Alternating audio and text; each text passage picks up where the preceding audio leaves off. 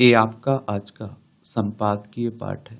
देखिए, संपादकीय पाठ इस तरह के आर्टिकल जो एडिटोरियल होते हैं वो आपको प्रीलिम्स में, मुख्य परीक्षा में जब आप लोग आंसर राइटिंग करते हैं, निबंध लिखते हैं या फिर इंटरव्यू में, हर जगह मदद पहुंचाता है। यहाँ से एक सामान्य जानकारी भी आप लोगों को मिल जाती है, तो इन्हें जरूर आप लोग पढ़ा करिएगा। निराश करता राजनीतिक विमर्श। अब राजनीतिक बयानबाजी में कड़वाहट बार हमासी हो चली है और उसका स्तर भी निम्न से निम्नतर होता जा रहा है। मैं आप लोगों से पहले भी बोला हूं, फिर से बोल रहा हूं, नेताओं से नैतिकता की ज्यादा उम्मीद मत रखिए। आजकल आप देखिए जो नेताओं की भाषा है ना, जिस तरह की बयानबाजी एक दूसरे के लिए करते हैं, वो गली के गुंडों से नीचे जा चुकी है। उनकी कोई विचारधारा नहीं होती है, कोई सिद्धांत नहीं होते हैं। अगर टिकट मिल गया तो वो किसी भी पार्टी में चले जाए, टिकट ना मिला तो वो उस किसी भी पार्टी में चले जाए, कुछ भी हो सकता है।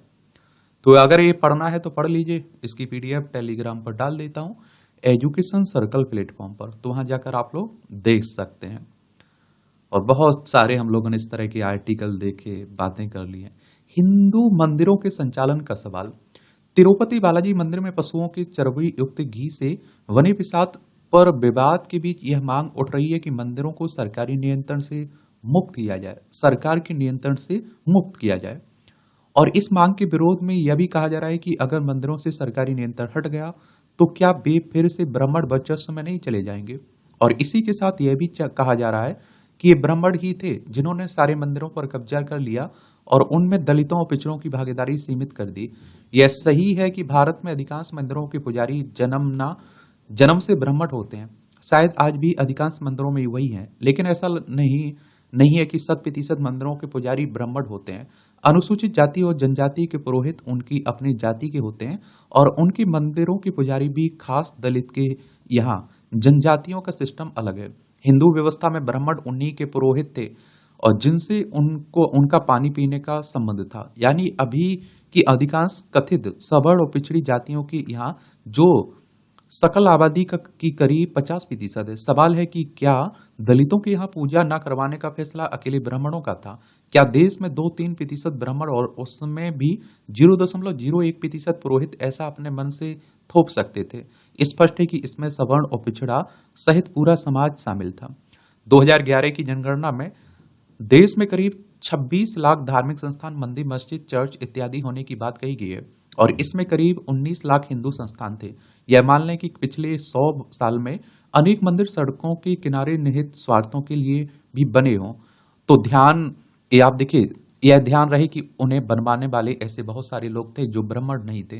करीब 15 लाख मंदिर सैकड़ों हजारों सालों से देश में है, वे राजाओं, जमींदारों, सेठों द्वारा बनाए गए और उन्होंने उसमें ब्राह्मण पुरोहित नियुक्त किए। ऐसा परंपरा से हुआ और किसी ब्राह्मण ने कोई मीटिंग या जलसा नहीं किया और उसे ही पुरोहित बनाया जाए। और इन 15 लाख मंदिरों में से लाखों ऐसे मंदिर भी हैं जो ब्राह्मणों से इतर मठ हैं। आप गोरखपुर मठ का नाम ले लें या फिर कर्नाटक में लिंगायत या फिर बुक्का लिगा मठों के, इसमें स्वामी और गैर ब्राह्मण होते हैं। हाल ही में जिस सेंगोल नामक राजदंड का प्रधानमंत्री मोदी ने प्रचार किया और जिसकी जड़ें चोल राजवंश तक जाती हैं, उनके मठाधीश गैर ब्राह्मण हैं। देखिए, यह जनगणना की बात हुई है। हर 10 साल में जनगणना होती है ना। 1872 में लॉर्ड मेयो के समय से शुरुआत हुई थी। 1881 लॉर्ड रिपन के समय से नियमित जनगणना शुरू हुई थी। देश में आर्य समाज, कबीर पंथ, ब्रह्मा समाज इत्यादि के हजारों मंदिर हैं जिनमें ब्राह्मण पुरोहित नहीं है और शहरों में तो खैर पता नहीं चलता कि किस मंदिर में ब्राह्मण या फिर गैर ब्राह्मण पुरोहित है। आधुनिक काल में ऐसे बहुत से संप्रदाय बने हैं, खासकर इस्कान, साईं मंदिर समूह, गायत्री परिवार आदि, जिनमें सभी जातियों के पुरोहित हैं। और पुजारी पुरोहित में फर्क करना जरूरी है। पुजारी वह है जो दैनिक पूजा अर्चना या भोग लगाता है। पुरोहित वह है जो खास अंतराल पर पारिवारिक कर्मकांड करता है। सवर्णों या पिछड़ों के बीच कर्मकांडों पर तो ब्राह्मणों का वर्चस्व है, लेकिन पुजारी होने पर नहीं। यह फर्क हमें समझना चाहिए। कुछ तो पुरोहित भी गैर ब्राह्मण हैं। विचार के सबसे प्रसिद्ध पटना के हनुमान मंदिर में करीब 40% गैर ब्राह्मण पुरोहित हैं जो पूर्व आईपीएस अफसर द्वारा संचालित है। वह भूमिहार हैं। देश के कुछ हिस्सों में राज्य ने मंदिरों में गैर ब्राह्मण पुरोहितों को नियुक्त करना शुरू किया और इन मंदिरों पर राज का नियंत्रण है। तमिलनाडु इसमें अग्रणी है। तमिलनाडु की ब्राह्मण विरोधी राजनीति के बावजूद मंदिरों में गैर ब्राह्मण पुजारी ज्यादा नहीं है। संभवतः इसका एक कारण यह है कि पुजारी बनने का लाभ कम है और जीवन शैली कठिन है। फिर भी प्रतीकात्मक रूप से इसे समतावाद के तौर पर लिया जा रहा है। यह कहना कि ब्राह्मणों ने एक समूह बनाकर धर्म स्थलों पर कब्जा कर लिया सत्र से परे है। यह कहना वैसे ही है जैसे यह प्रचार करना कि मारवाड़ियों ने देश की अर्थव्यवस्था पर कब्जा कर लिया। यह भी उल्लेखनीय है कि सामान्य मंदिर अलग हैं, मठ अलग हैं और लोक देवताओं के मंदिर अलग हैं। मठों और लोक देवताओं के मंदिरों पर तो लगभग अधिकांश में गैर ब्राह्मणों का ही नियंत्रण है। एक अन्य मसला वीआईपी कल्चर से जुड़ा है, जिसमें पैसा देकर वीआईपी दर्शन इत्यादि की व्यवस्था की जाती है और इसका विरोध होना चाहिए। अगर कोई अपने आराध्य का दर्शन करने जा रहा है तो उसे 2 घंटे लाइन में लगने में मुश्किल नहीं होनी चाहिए। गौरतलब है कि यह वीआईपी कल्चर सरकारी ट्रस्ट नियंत्रित मंदिरों में अधिक है। इसे मंदिरों के राजस्व में बढ़ोतरी का माध्यम बना दिया गया है। अंत में फिर वही सवाल कि क्या मंदिरों में गैर ब्राह्मण पुजारी होने चाहिए? अवश्य होने चाहिए। और सार्वजनिक मंदिरों में तो और भी, जहां पुजारियों को उस मंदिर की मत परंपरा, वहां के लोकाचार, कर्मकांड, अनुष्ठान का ज्ञान और उसमें थोड़ी बहुत धार्मिक प्रवृत्ति होनी चाहिए। यह नहीं हो सकता है कि धार्मिक प्रवृत्ति न रखने वाला कोई व्यक्ति पुजारी बन जाए और वहां की स्थापित परंपरा को ध्वस्त कर दे, या फिर कोई मुसलमान, ईसाई या कोई नास्तिक हिंदू धर्म स्थान बोर्ड का सदस्य बन जाए। रही बात पुरोहितों की, तो यह समाज का फैसला है कि वह किससे पुरोहिती कराता है, या आप किसी को बाध्य नहीं कर सकते हैं कि वह किससे पूजा करवाए। लेखक मंजुल पब्लिशिंग हाउस में प्रबंध संपादक हैं, इनका नाम है सुशांत झा। इनके द्वारा ये आर्टिकल लिखा गया है। शक्ति का सदुपयोग। इस ब्रह्मांड में शक्ति की बहुत महत्ता है, क्योंकि इससे ही इस सृष्टि में हर कार्य को सुचारू ढंग से करना सरल, सुलभ और संभव होता है, जिससे विश्व में संतुलन, सुव्यवस्था, समरसता एवं गति बनी रहती है। लेकिन ऐसा शक्ति के सदुपयोग करने से ही संभव होता है। यह संसार परमात्मा की मनोरम, अनुपम, अद्वितीय, सुंदर कृति है और इस कृति को संभालने में जो प्राणी शक्ति का सदुपयोग करता है, उस पर परमात्मा का प्रेम, सहयोग, स्नेह और कृपा अनवरत बरसती है। सृष्टि के समस्त प्राणियों की सुरक्षा, विकास, सृजन और उत्थान की जिम्मेदारी मनुष्य को ईश्वर ने दी है, क्योंकि इस धरा पर सबसे ज्यादा बुद्धिमान, चेतनशील प्राणी मानव के अलावा दूसरा कोई नहीं है। मनुष्य को इस सृष्टि में परमात्मा का हमशक्ल माना गया है। परमात्मा ने समस्त क्षमता, बुद्धि, कला, कौशल, गुण मानव को प्रचुर मात्रा में प्रदान किए हैं। फिर भी मनुष्य स्वयं को दीनहीन, अभावग्रस्त, दयनीय समझता है और परमात्मा द्वारा प्रदत्त शक्तियों को पहचानने में भूल जाता है और उन शाश्वत शक्तियों का दुरुपयोग करता है। परमात्मा ने मानव तन में हमें इसलिए प्रदान किया है कि हम उसके कार्य को गति दे सकें। यही मानव जीवन का उद्देश्य भी है। परमात्मा का कार्य करने में मानव जीवन का उत्थान होता है। दुख की बात यह है कि मनुष्य उनके द्वारा प्रदत्त शक्तियों का दुरुपयोग करता रहता है और जिससे सृष्टि का संतुलन अव्यवस्थित दृष्टिगोचर हो रहा है। आज सर्वत्र ध्वनि प्रदूषण, वायु प्रदूषण, वैचारिक प्रदूषण, जल प्रदूषण की बाढ़ इसी की देन है और इससे सृष्टि में सर्वत्र प्राणियों को तरह तरह से संकट का सामना करना पड़ रहा है। अगर मनुष्य परमात्मा प्रदत्त जीवन के उद्देश्यों और जिम्मेदारियों को समझे तो शक्ति का सदुपयोग संभव हो पाएगा। ऐसा होने पर परमात्मा हमारे कार्य से प्रसन्न होंगे और फिर सृष्टि में सुख, शांति और संपन्नता में वृद्धि होगी। बड़ा इंटरेस्टिंग कॉलम लिखा जाता है, पढ़ा करिएगा, समझा करिएगा, अपने जीवन में भी उतारा करिएगा। और देखिए, शक्ति अगर मिली है ना, तो उसका दुरुपयोग नहीं करना है, सदुपयोग करना है। ऊपर वाले ने कम से कम आपको इतना शक्तिशाली तो बनाया। स्वच्छता की महत्ता। स्वच्छ भारत अभियान के 10 वर्ष होने पर प्रधानमंत्री मोदी ने यह सही कहा है कि देश जितना साफ होगा उतना ही चमकेगा। 2 अक्टूबर 2014 से शुरुआत हुई थी ना, गांधी जी की जयंती पर। स्वच्छता स्वास्थ्य के साथ समृद्धि की भी भाग है और स्वच्छता लोगों को गंदगी से पैदा होने वाली बीमारियों से बचाती है और आप देखते हैं कि इससे विभिन्न रोगों के उपचार में खर्च होने वाला पैसा बचता है। विश्व स्वास्थ्य संगठन का यह आंकड़ा स्वच्छ भारत अभियान की सफलता को बयान करता है कि 2014 से 2019 की भी डायरिया आदि से होने वाली 3 लाख मौतों को रोका गया है। WHO यानी कि वर्ल्ड हेल्थ ऑर्गेनाइजेशन की बात हो रही है, जिसकी स्थापना 7 अप्रैल 1948 में हुई थी। जेनेवा, स्विट्जरलैंड में इसका हेडक्वार्टर देखने को मिलेगा। 7 अप्रैल को आप लोग विश्व स्वास्थ्य दिवस भी मनाते हैं।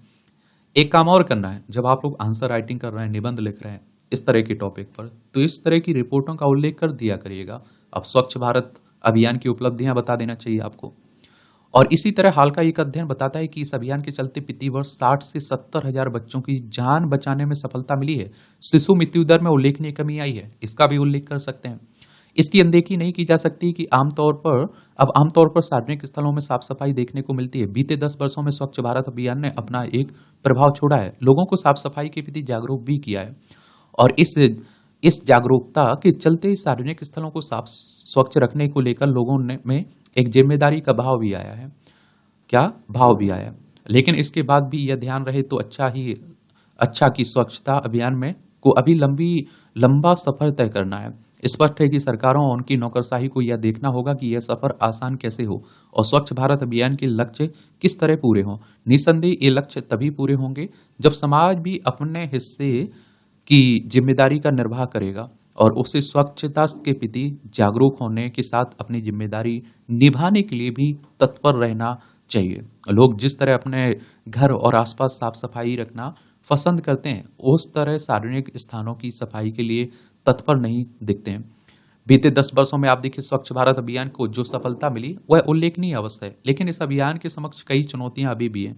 उदाहरण कचरे का निस्तारण अभी भी एक समस्या है। यह समस्या शहरी इलाकों में भी है और ग्रामीण इलाकों में भी। इसका एक बड़ा कारण यह है कि स्थानीय निकाय स्वच्छता अभियान को समग्रता से लागू करने के लिए प्रतिबद्ध नहीं है और प्रतिबद्धता के इसी अभाव के चलते जिन शहरों में कचरे के पहाड़ खड़े हो गए हैं और उन्हें कम करने में सफलता नहीं मिल रही है। समझना कठिन है कि आखिर स्वच्छता के मामले में जो कुछ इंदौर ने अर्जित किया वह देश के अन्य शहर क्यों नहीं अर्जित कर सकते हैं।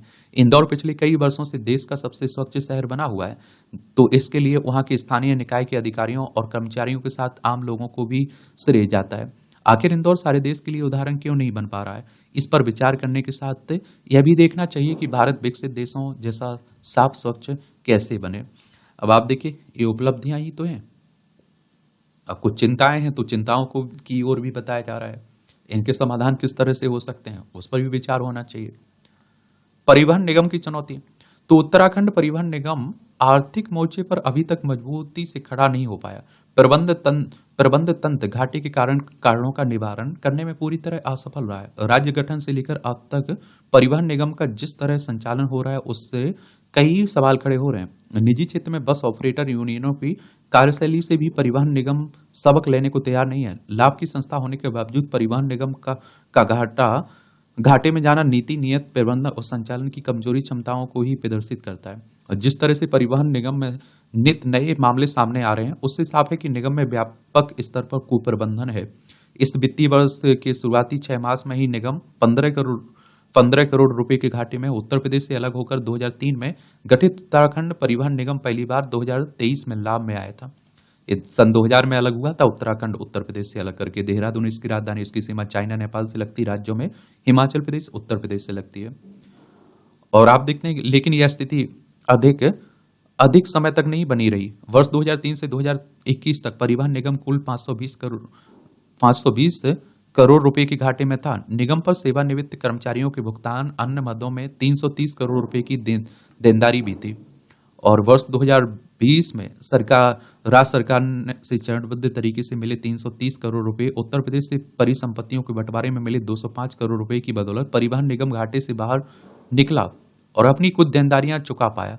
दरअसल निगम को आर्थिक दृष्टि से मजबूत करने, कमाई बढ़ाने के लिए जो कोशिश होनी चाहिए थी उसका नितांत अभाव बना हुआ है। हाल यह है कि प्रवर्तन कार्य के लिए खरीदे गए 8 बोलेरो वाहन अधिकारियों के निजी उपयोग में लाए जा रहे हैं। ऐसे में परिवहन निगम के प्रबंध व कार्यशैली में अमूलचूल बदलाव के लिए सख्त कदम उठाने आवश्यक है। अब आप देखिए यहाँ हमारे देश के लाल बहादुर शास्त्री, देश के दूसरे प्रधानमंत्री को देख लीजिए। मैं इसीलिए तो कहता हूँ आज के अधिकारी देखिए, आज के नेता देखिए, सरकारी वाहनों की, सरकारी संपत्ति का अपने निजी उपयोग के लिए उनका परिवार भरपूर उपयोग कर रहा है। और एक हमारे देश ने ऐसा नेता देखा है जिसके बेटे ने 14-15 किलोमीटर कार यूज कर ली थी सरकारी, तो उसने अपने पैसे अदा किए थे सरकारी, आप देखते हैं कि जमा किए थे उसने सरकारी खजाने में। तो जमीन आसमान का फर्क है आज के नेताओं में, उस समय के नेताओं में।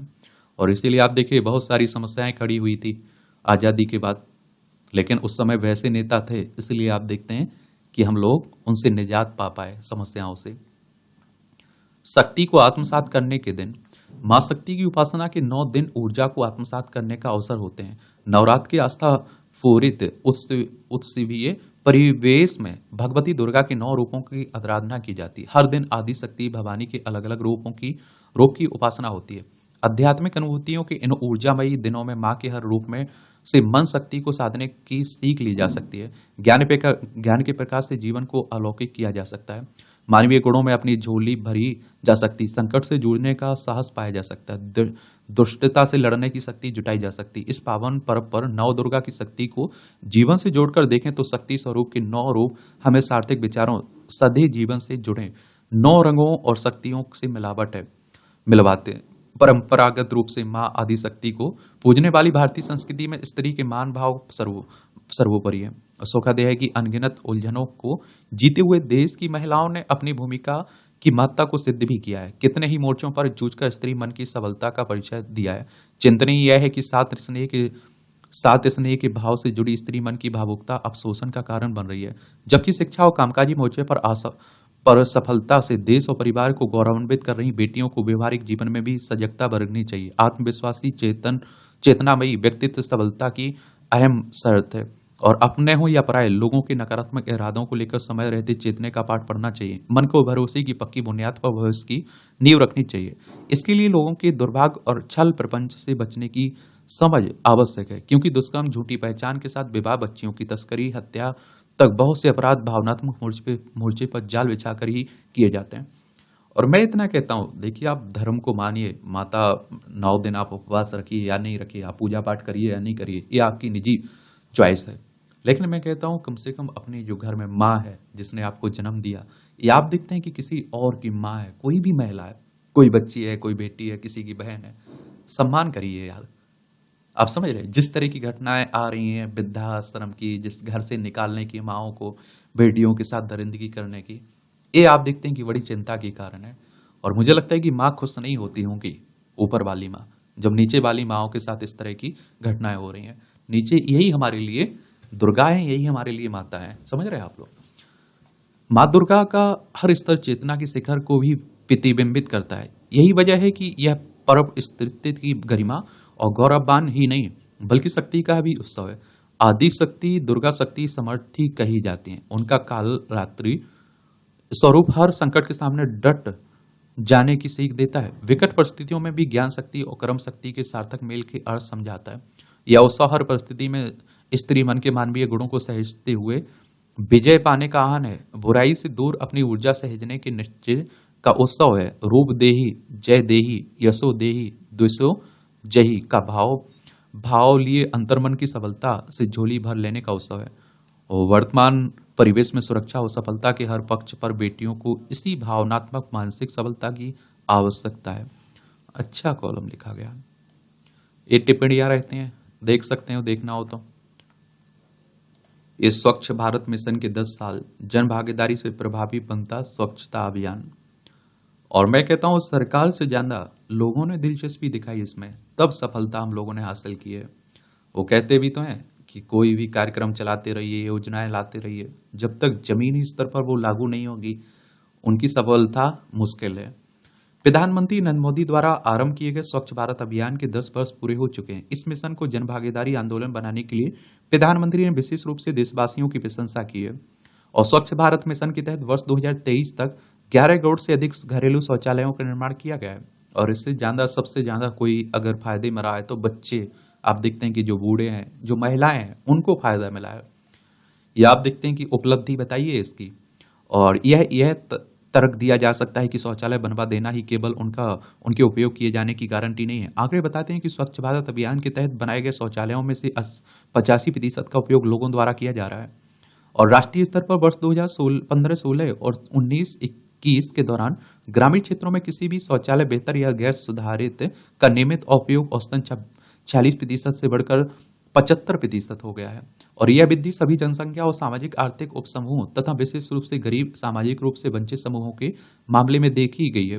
लेकिन वर्ष 2015-16 और 18-19 के बीच अनुसूचित जाति, अनुसूचित जनजाति के लोगों के लिए किसी भी शौचालय के नियमित उपयोग में क्रमशः 51 और 58% की वृद्धि देखी गई है। यह सामान्य श्रेणी के लगभग समान स्तर पर पहुंच गई है। स्वच्छ सर्वेक्षण के तहत भारतीय शहरों की स्वच्छता रैंकिंग की जाती रही है और जिससे शहरों के बीच स्वस्थ प्रतिस्पर्धा को जन्म दिया है। इंदौर और सूरत जैसे शहर लगातार शीर्ष स्थानों पर काबिज रहे, जो उनकी स्वच्छता और जन भागीदारी के प्रति प्रतिबद्धता को दर्शाता है। इस सर्वेक्षण ने न केवल शहरी स्वच्छता को प्रोत्साहित किया है, बल्कि नागरिकों में स्वच्छता के प्रति जागरूकता बढ़ाने में भी महत्वपूर्ण भूमिका निभाई है। स्वच्छ भारत मिशन के प्रभावी क्रियान्वयन के बाद 2023 तक बच्चों में डायरिया, कुपोषण के मामलों में लगभग 30% की कमी आई है, जो इस अभियान की सफलता का एक महत्वपूर्ण संकेतक है। स्वच्छ वातावरण सुनिश्चित होने के साथ ही स्वास्थ्य संबंधी समस्याओं में भी गिरावट आई है। कचरा प्रबंधन। स्वच्छ भारत मिशन के तहत ठोस और तरल कचरा प्रबंधन पर विशेष ध्यान दिया गया, और जिससे शहरी क्षेत्रों में लगभग 80% ठोस कचरे का संग्रहण और आप देखते हैं कि 60% से अधिक का प्रसंस्करण हो रहा है। हालांकि आप देखिए अपशिष्ट प्रबंधन में अभी भी चुनौतियां कायम है, लेकिन इस दिशा में निरंतर प्रगति हो रही है। स्वच्छता में सुधार के सकारात्मक प्रभावों में से एक स्वास्थ्य संबंधी खर्चों में उल्लेखनीय कमी भी है। विश्व बैंक के एक अध्ययन के अनुसार स्वच्छता में सुधार से स्वास्थ्य व्यय में लगभग 50% तक की बचत हो रही है, जिससे गरीब और निम्न मध्यम वर्गीय परिवारों पर आर्थिक बोझ कम हुआ है। ये उपलब्धि आप लोग बता सकते हैं। और इस तरह की जो संस्थाएं है ना, उनके द्वारा कोई रिपोर्ट दी जाती है तो उसका भी उल्लेख कर दिया करिएगा। अगर विश्व बैंक की बात करें, अंतर्राष्ट्रीय वित्तीय संस्थान है, वॉशिंगटन डीसी यूएसए में इसका हेडक्वार्टर देखने को मिलेगा, और जुलाई 1944 में इसकी स्थापना हुई थी। अब चुनौतियां भी देख लीजिए, अभी चुनौतियां क्या बनी हुई है। स्वच्छ भारत मिशन से स्वच्छता के क्षेत्र में महत्वपूर्ण प्रगति की है, लेकिन इसके क्रियान्वयन में कई चुनौतियां अब भी बनी हुई हैं।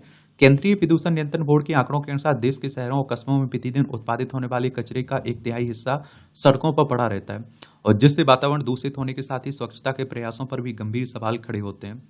केवल 4 बड़े महानगरों दिल्ली, मुंबई, चेन्नई, कोलकाता में प्रतिदिन लगभग 16 अरब लीटर उपयोग किया हुआ पानी सीवरेज में जाता है, जिससे सही तरीके से ट्रीटमेंट कर पाना एक बड़ी चुनौती है। वहीं दूसरी ओर तरल कचरा प्रबंधन का कार्य भी बड़ी चुनौती है। इसके अलावा एक चुनौती कचरा पुनर्चक्रण की भी है, जहां अपशिष्ट को अलग अलग प्रकार से संग्रहित करने और उसका सही तरीके से निपटान करने की व्यवस्था में सुधार की आवश्यकता है। आगे की राय क्या हो सकती है?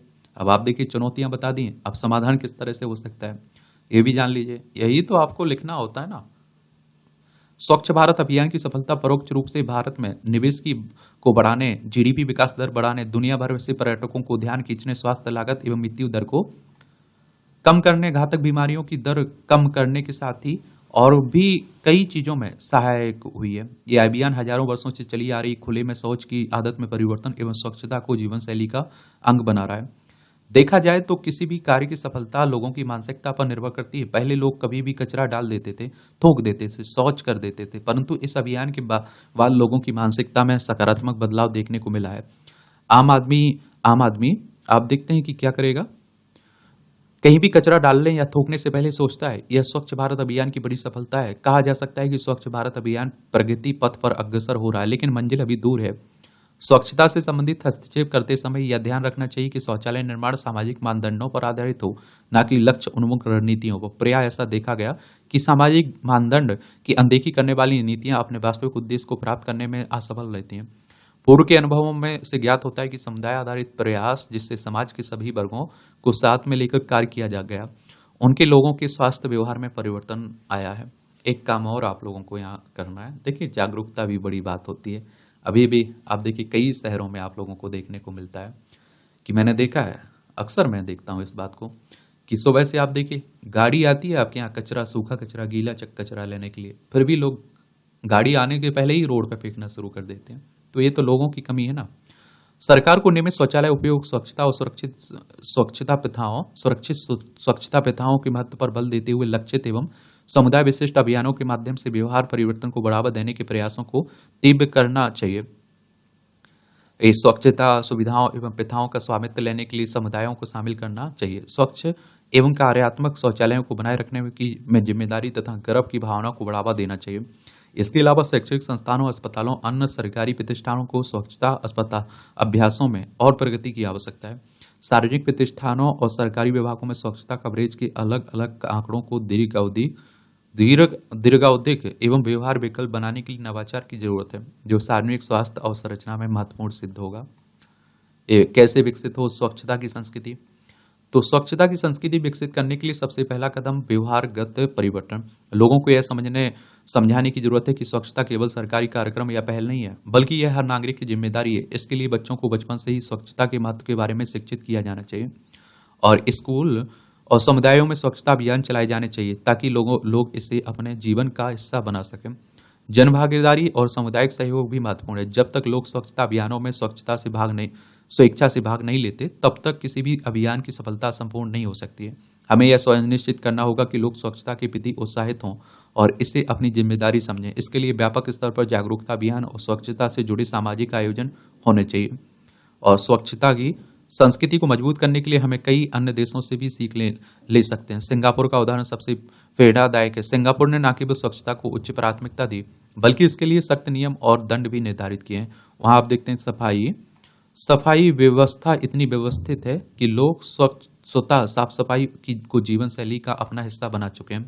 वहां की सरकार ने न केवल स्वच्छता अभियान चलाया, बल्कि इसके लिए प्रभावी कचरा प्रबंधन, पुनर्चक्रण और अपशिष्ट निपटान योजना को भी लागू किया है। जापान भी आप देखिए स्वच्छता के क्षेत्र में एक अनुकरणीय उदाहरण है। वहां बच्चों को स्कूल में ही साफ सफाई का पाठ पढ़ाया जाता है और हर छात्र स्कूल परिसर को साफ रखने में भाग लेता है। और इस तरह आप देखते हैं कि स्वच्छता को जीवन के हर पहलू से जोड़ा जाता है। जापान की संस्कृति में सफाई को नैतिक और सामाजिक जिम्मेदारी माना गया है। इसे लोगों ने पूरी ईमानदारी से अपनाया। सच यह है कि आम लोग अपने आसपास के माहौल से प्रभावित होते हैं और उसी के अनुकूल उनकी जीवन शैली तय होती है। और इसलिए सरकार या फिर आपदी शासन को अपनी ओर से इस तरह का माहौल बनाना चाहिए कि दिल्ली में मेट्रो रेल इसका एक ज्वलंत उदाहरण है। मेट्रो रेल प्रबंधन की ओर से साफ सफाई का बेहतर माहौल बनाया गया और लगभग सभी लोग कम से कम मेट्रो परिसर के भीतर स्वच्छता का ध्यान रखते हैं। और स्वच्छता की संस्कृति विकसित करने के लिए भारत में भी सख्त नियम और दंडात्मक प्रावधान की आवश्यकता होती है। अगर सड़कों पर कचरा फेंकने, खुले में शौच करने, सार्वजनिक स्थानों पर गंदगी फैलाने वालों पर सख्त कार्रवाई की जाएगी तो लोग स्वच्छता को लेकर अधिक जागरूक होंगे। ये उनके लिए दंड होना चाहिए जो आप देखते हैं खिड़की खोलते हैं गाड़ी की और फटाक से थूक देते हैं गुटखा रोड पर कहीं भी। नगर पालिकाओं को सशक्त बनाने की जरूरत है ताकि वे इन अभियानों को प्रभावी तरीके से लागू कर सकें। अभी हमारे नितिन गडकरी साहब अपने केंद्रीय मंत्री हैं, उन्होंने अच्छी बात कही ना कि जो लोग इस तरह की हरकतें करते हैं उनकी फोटो छपनी चाहिए न्यूज़पेपर में। ये आप देखते हैं, इसमें कोई दो राय नहीं है कि भारत में स्वच्छता की संस्कृति को विकसित करना एक दीर्घकालिक प्रक्रिया है जिसके लिए सरकार, समाज और व्यक्तिगत स्तर पर प्रयासों की जरूरत है। महात्मा गांधी के स्वच्छता के सिद्धांत को फिर से अपनाते हुए हमें इसे जीवन का हिस्सा बनाना होगा और अन्य देशों के उदाहरणों से सीखकर और स्वयं के संसाधनों का सही उपयोग करके हम एक स्वच्छ और स्वस्थ भारत की नींव रख सकते हैं। और यह हमारे पर्यावरण, स्वास्थ्य के साथ ही देश के विकास और सम्मान के लिए भी आवश्यक है। लिहाजा स्वच्छ भारत की संकल्पना तभी साकार होगी जब हर भारतीय इसे अपनी जिम्मेदारी समझकर और इसमें अपनी ओर से योगदान देगा। ये नहीं कि सब कुछ सरकार ही करेगी, आपको भी कुछ करना होगा। और शुरुआती स्कूल से मुझे लगता है कि इस तरह की शिक्षा देना चाहिए। माँ बाप को अपने बच्चों को समझाना चाहिए।